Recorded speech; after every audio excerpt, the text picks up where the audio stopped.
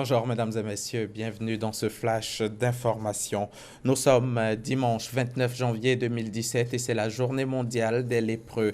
Selon les données récentes de l'Organisation mondiale de la santé, il y aurait toujours en 2015 175 000 malades enregistrés dans le monde, mais plus de 200 000 nouveaux cas dépistés chaque année, soit un toutes les 5 minutes. En Côte d'Ivoire, de 120 000 cas à l'indépendance, le pays n'enregistre aujourd'hui que 722 malades. La Côte d'Ivoire est considérée comme pays ayant éliminé la lèpre, même si quelques zones endémiques existent encore.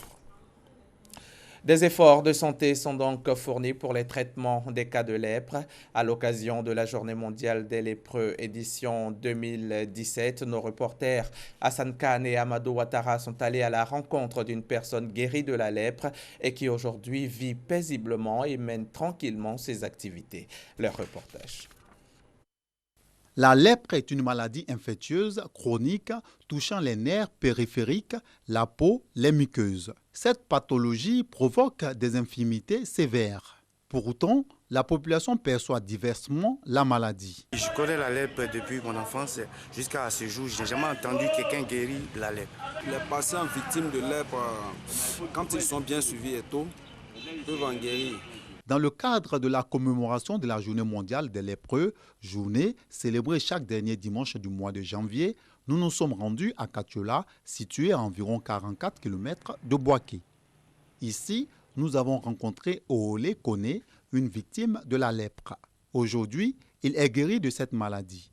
Oolé Kone est chargé de l'entretien du centre culturel de Katiola. Il a découvert les premiers signes de la maladie en 1996. Pour lui, c'était un mauvais sort. Ça faisait un bon moment que je vois cette tache sur mon pied. Et là, un jour, j'ai montré ça à ma femme. Madame, elle est venue. Elle a essayé, elle a mis son doigt dessus. Elle me demande si ça me fait pas mal. De 87, 90 jusqu'à 99, j'étais dans l'indigénat. Il fallait l'eau chaude pour que ça puisse rentrer vraiment dans le corps. Mais chaque fois quand je fais les traitements, le lendemain, je vois que la plaie, il y a une plaie qui s'ouvre sur les pieds. Les orteils ont commencé à se gonfler. Tout ça là, enflé. Quand je veux manger, je ne peux même pas. Je suis parti à Yamoussoukro le 16 janvier 2006. Là, je suis allé voir les films à l'Institut d'hygiène de Yamoussoukro. Le médecin m'a dit que c'est la lèpre. Heureusement, Oolé Kone s'est pris à temps pour éviter que la maladie s'aggrave. Il s'est rendu dans un centre de santé. Un conseil qu'il tient à faire partager. Je lance cet appel à toute personne qui verra sur sa peau une tache rouge d'abord et dure, qu'il aille immédiatement dans un centre de santé pour se faire consulter. C'est une maladie qui se guérit en 6 mois si le traitement est bien suivi. En Côte d'Ivoire, le ministère de la Santé et de l'Hygiène publique signale que depuis 2001, le taux de prévalence a continué de baisser. Ce taux est passé de 0,92 en 2001 à 0,29 à la fin de l'année 2015. À la suite de l'invalidation des résultats des élections législatives du 18 décembre 2016 à Divo et Kouibli par le Conseil constitutionnel, le scrutin a été repris dans ces localités hier samedi 28 janvier après 3 jours de campagne. Selon nos reporters, le scrutin s'est bien déroulé dans les différents bureaux de vote. Les résultats de Divo nous sont parvenus. Dr Famoussa Koulibaly, le candidat de l'UDPCI qui avait remporté les élections en décembre dernier, arrive en tête. Il est élu avec 64,61% des voix, suivi par Lassina Kone, le candidat du RHDP, qui lui obtient 31,93%.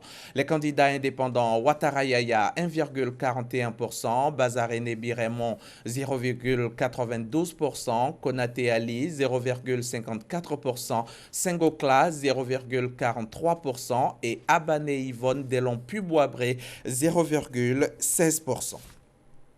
Vendredi, au large du littoral libyen, une ONG espagnole et des gardes-côtes italiens ont de nouveau sauvé de la noyade 1104 personnes entassées dans des canaux à 2 doigts du naufrage. Selon l'ONU, 5000 migrants se seraient noyés en Méditerranée l'an dernier.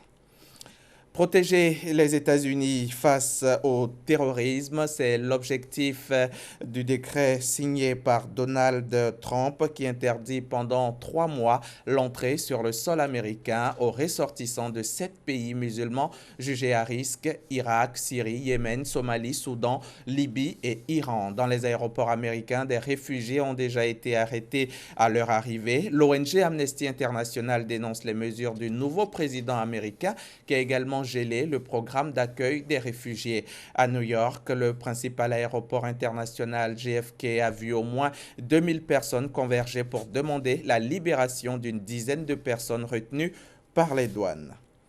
Sport, football, les quarts de finale ont débuté à la Coupe d'Afrique des Nations 2017 à Libreville. Le premier s'est disputé entre le Burkina Faso et la Tunisie devant 15 spectateurs. Ce sont les étalons qui l'ont emporté sur le score de 2-0 pour la première fois dans sa carrière. Paulo Duarte, entraîneur portugais, emmène les Burkinabés en demi-finale de la CAN. Le Cameroun, lui aussi, a obtenu sa qualification en demi-finale du tournoi en sortant hier le Sénégal 5 tirs au but à 4 après un temps réglementaire 0-0. La bande à Sadio Mané, malheureux de la soirée, quitte le tournoi dans la tristesse. Sadio Mané qui a raté son tir et les Camerounais sont désormais donc en demi-finale. Et pour terminer, Égypte-Maroc, c'est l'affiche 100% nord-africaine du dernier quart de finale de la CAN 2017 ce dimanche à Port-Gentil au Gabon. Qui des Pharaons ou des Lions de l'Atlas réussira à se hisser dans le dernier carré? Pour le savoir, suivez RTI 1 à partir de 19h. Mais avant, à 16h, vous aurez la rencontre RD Congo-Ghana, un match de quart de finale également très relevé. Ce sera du côté de Oyem. Voilà, c'est la fin de ce flash. Rendez-vous à 13h pour le point complet de l'actualité. À 13h, dans le cadre du magazine du dimanche, nous recevrons le professeur Constant Antoine Roux pour parler de médecine sportive et dopage. À tout à l'heure.